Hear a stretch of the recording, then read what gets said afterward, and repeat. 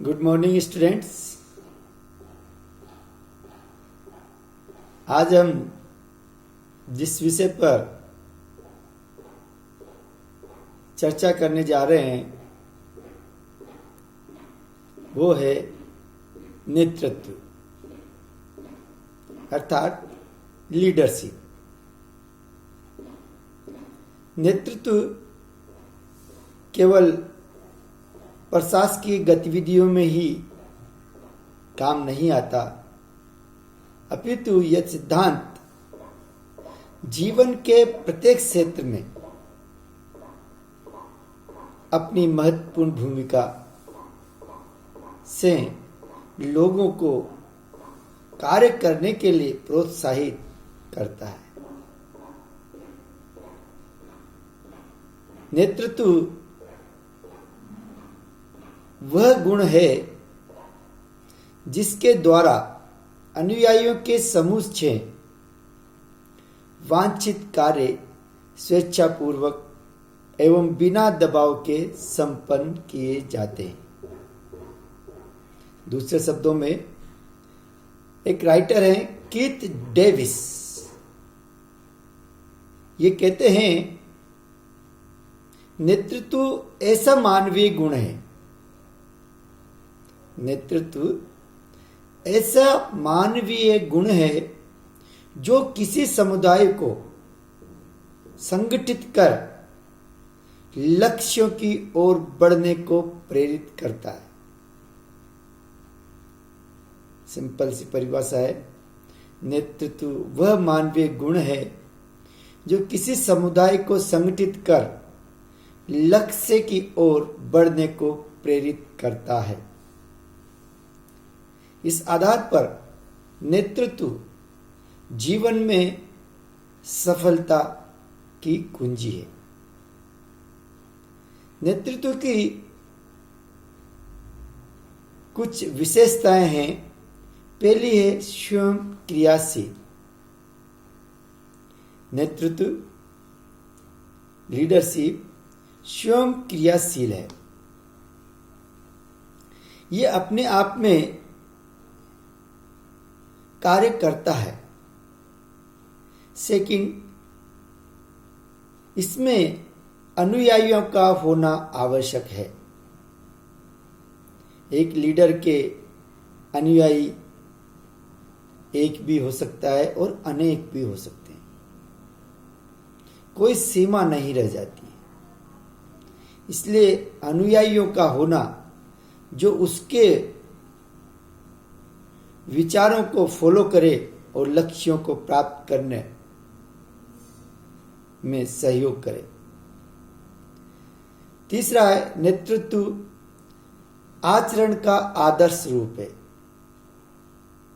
नेतृत्व आचरण का आदर्श रूप है, मतलब जो भी व्यक्ति या अधिकारी या नेता नेतृत्व करता है वो अपने आप में आदर्श कहलाता है। और जितनी मात्रा में नेतृत्व अधिकारी आदर्श का रूप होगा उतनी मात्रा में नेतृत्व का सिद्धांत सफल होता है। नेक्स्ट विशेषता है परिस्थितियों के अनुरूप परिवर्तन। नेतृत्व हमेशा परिस्थितियों के अनुरूप परिवर्तित हो जाता है या होना चाहिए, क्योंकि परिस्थितियां कई बार ऐसी विपरीत हो जाती है हालात, तो संगठन के हित को ध्यान में रखते हुए समूह को हित को ध्यान में रखते हुए नेतृत्व की गतिविधियों को संचालित किया जाना चाहिए। नेक्स्ट है गतिशील प्रक्रिया। ये एक जड़ या रुके हुए पानी के समान नहीं, अपितु बहते हुए पानी के समान ये निरंतर चलती रहती है। नेतृत्व की आवश्यकता हमेशा होती है। नेतृत्व के कई सारे फायदे हैं, उन पर भी हम अभी चर्चा करेंगे। नेक्स्ट है समान हित में अधिक प्रभावी। जब एक समूह या संगठन के लोगों के हित समान होते हैं तो नेतृत्व अधिक प्रभावी होती है। उनमें मनमुटाव की संभावनाएं कम हो जाती है। नेक्स्ट विशेषता है सामान्य लक्ष्यों की प्राप्ति हेतु। नेतृत्व सामान्य लक्ष्यों की प्राप्ति के लिए प्रयोग में लाया जाता है, न कि व्यक्ति विशेष की आवश्यकताओं के लिए। और अंतिम विशेषता है अनुयायियों का मार्गदर्शन। जो भी अनुयायी है, जो भी उस विचारधारा को, उस विचार को, लक्ष्य को फॉलो कर रहे हैं, नेतृत्व यानी कि नेता उनका मार्गदर्शन करता है ताकि संगठन में कोऑर्डिनेशन, कंट्रोल, मनोबल, अभिप्रेरणा ये अपने अपने रूप में कार्य करती रहे। नेतृत्व के 3 प्रकार पाए जाते हैं। नेतृत्व मुख्यतया 3 प्रकार का होता है। पहला है औपचारिक और अनौपचारिक नेतृत्व। औपचारिक नेतृत्व जिसमें जो लीडरशिप है उसके कार्यों का, उसके विचारों का लिखितबद्ध वर्णन होता है, कानूनी प्रक्रिया होती है।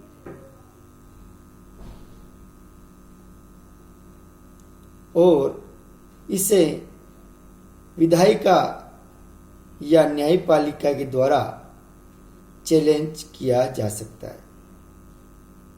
दूसरी ओर अनौपचारिक नेतृत्व एक दूसरे के हित के लिए, भाईचारे और सामाजिक समरसता के लिए नेतृत्व किया जाता है,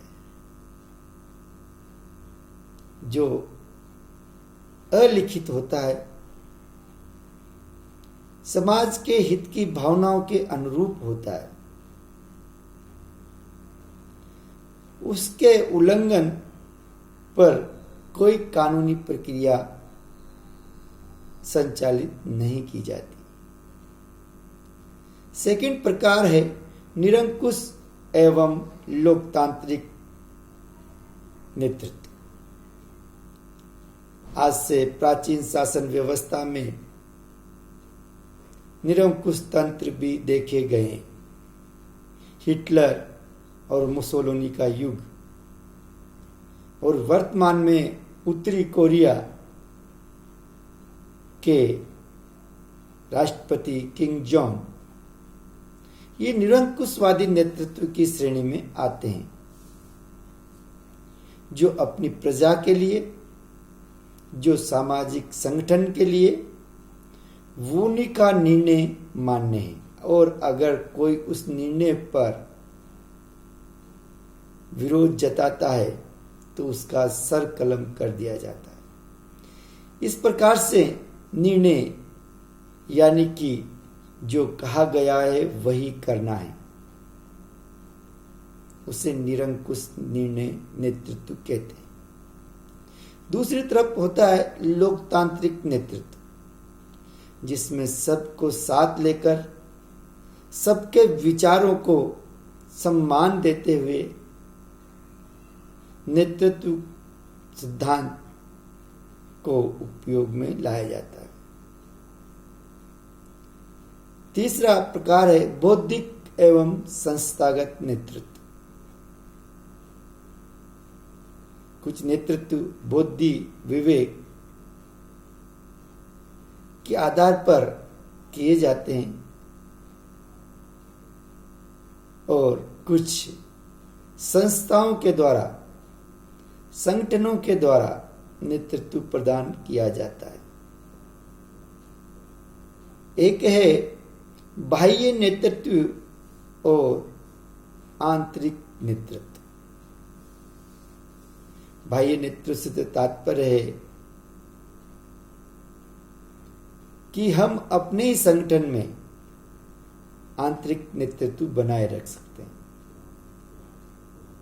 वो बहुत ही लाभकारी होता है, लेकिन कई बार अंतर्कलह, मतभेद, मनमुटाव के कारण आंतरिक नेतृत्व खतरे में पड़ जाता है और बाह्य नेतृत्व का बोलबाला देखने को मिलता है। इस दृष्टिकोण के आधार पर हम कह सकते हैं कि आंतरिक नेतृत्व सर्वश्रेष्ठ है, लेकिन किन्हीं परिस्थितियों में बाह्य नेतृत्व की आवश्यकता हो तो उसे नकारा नहीं जाना चाहिए। अंत में आता है कि एक जो नेतृत्व करता है, जिसे हम लीडर कहते हैं, नेता कहते हैं, उसमें क्या क्या गुण होने चाहिए ताकि नेतृत्व का सिद्धांत को अच्छे से लागू किया जा सके। तो एक नेता के या नेतृत्वकारी के निम्न गुण विभिन्न विद्वानों ने बताए हैं। पहला है निश्चयात्मकता, मतलब उसका एक निश्चित दायरा होना चाहिए, निश्चित विचार सोच होना चाहिए। कोई भी कार्य हो उस पर पॉजिटिव थिंकिंग होनी चाहिए। नेक्स्ट है दृष्टिकोण की स्पष्टता। नेतृत्व या नेता का दृष्टिकोण या विचारधारा स्पष्ट होना चाहिए। ऐसा नहीं हो कि आज इस विचारधारा या इस दृष्टिकोण को अपना लिया, कल दूसरे को, परसों तीसरे को। ऐसे में नेतृत्व धूमिल हो जाता है और सामूहिक हित या संगठन खतरे में पड़ जाता है। नेक्स्ट गुण है सहभागी प्रबंध। किसी भी नेता को या लीडर को सभी को साथ लेकर चलना होता है। सभी अनुयायियों को या सभी लोगों को साथ लेकर कार्य करना होता है। नेक्स्ट है अधीनस्थों का निर्माण। नेतृत्व या लीडर में ऐसे गुण होना चाहिए कि वो अधीनस्थों के लिए भी ऐसा प्लेटफॉर्म तैयार करे कि वो खुद लीडर बने। निर्दोष निर्णय, उसका निर्णय ऐसा हो जो सभी के हित में हो, ना कि किसी विशेष व्यक्ति के हित में। अच्छे लोक संबंध, उसके जनता के साथ या संगठन के अन्य लोगों के साथ बेहतर संबंध होना चाहिए। और सामाजिक चेतना, समाज के प्रति उसमें चेतना होना चाहिए। थैंक यू, धन्यवाद।